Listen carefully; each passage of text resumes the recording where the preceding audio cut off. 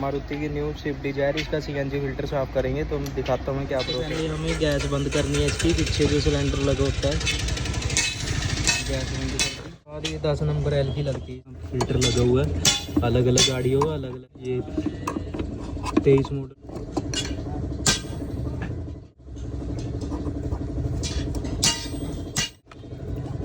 Number L की लगी। कितनी 120 हो या नहीं ना क्या यार ठीक है 40,000 वाली सर्विस कराई थी। एक थाली भर के निकला भाई। वो तो गैस को ऑन कर देंगे।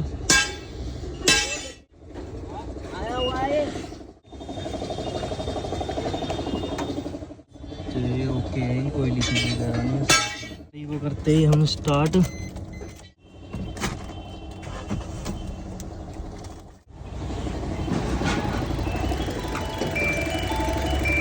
ठीक है, तेल